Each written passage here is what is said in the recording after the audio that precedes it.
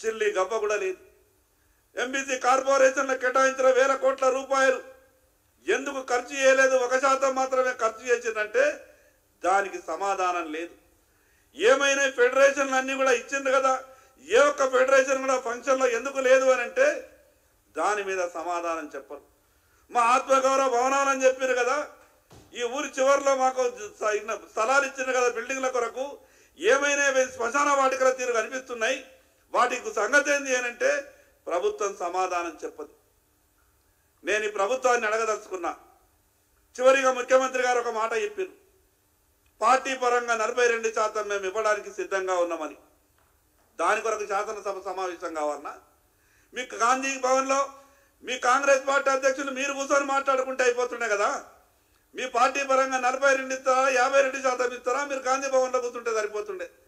దానికి శాసనసభ వేదిక చేసుకొని చెప్పాల్సినటువంటి పని లేకుండే. అందుకే ఈ రాష్ట్ర ప్రభుత్వాన్ని డిమాండ్ చేస్తా ఉన్నా.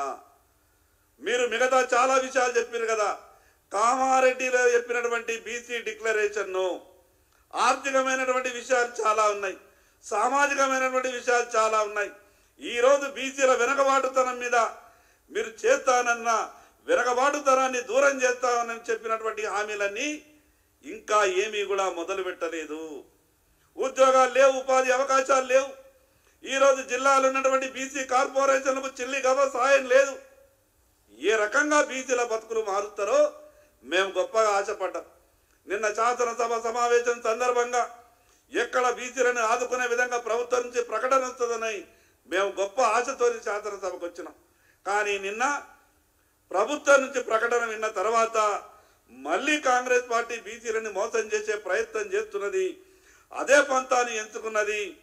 ఏ రకంగానైతే గతంలో ఉదయపూర్ డిక్లరేషన్ కాంగ్రెస్ పార్టీ చేసి బీసీలని మోసం చేసిందో అదే రకంగా కామారెడ్డి డిక్లరేషన్ చేసి కూడా నిన్న శాసనసభలో చివరికి మాతోనేమి కాదనే చేతులు ఎత్తేసే విధంగా ఈరోజు మా పరిధి దాటిపోయింది, మేము ఇచ్చినటువంటి హామీ పూర్తి అయిపోయిందనే విధంగా నిన్న శాసనసభలో మాట్లాడేటటువంటి ప్రయత్నం చేసినారు. 119 మంది శాసనసభ్యులు ఉన్నటువంటి ఈ సభలో ఒక బీసీ ఎమ్మెల్యే మాట్లాడితే ఎందుకు ఓర్చుకోలేనటువంటి పరిస్థితి. ఇచ్చినటువంటి సమయంలో కూడా మేము మా పార్టీ తరఫున మా అభిప్రాయాన్ని చెప్తామనంటే నలుగురు లేచి అడ్డగించేటటువంటి ప్రయత్నం చేస్తారు. ఈ రకంగా అడగడుగున బీసీలను అవమానపరుస్తూ ఇచ్చినటువంటి హామీని నిలబెట్టుకోక ఏ రకంగా మీరు బీసీలను ఆదుకుంటారో ప్రభుత్వం సమాధానం చెప్పాలా.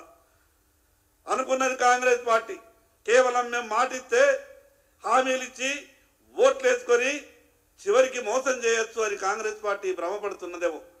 కానీ బీసీ తెలంగాణ బీసీ సోదరులారా, ఒక్కసారి ప్రభుత్వ కుట్రను అర్థం చేసుకోండి. ఇక మనం జాగృతం కాకపోతే ఇక మనకు భవిష్యత్తు లేదు. ఈ రకంగా ఇచ్చినటువంటి మాటని తప్పినటువంటి పార్టీలని ఏం చెయ్యాలనో మన చేతిలో ఉన్నటువంటి ఓటు అనే ఆయుధం ద్వారా రాబో స్థానిక సంస్థల ఎన్నికల్లో కాంగ్రెస్ పార్టీకి బుద్ధి చెప్పాల్సిందిగా నా బీసీ సోదరులందరికీ విజ్ఞప్తి చేస్తా ఉన్నా.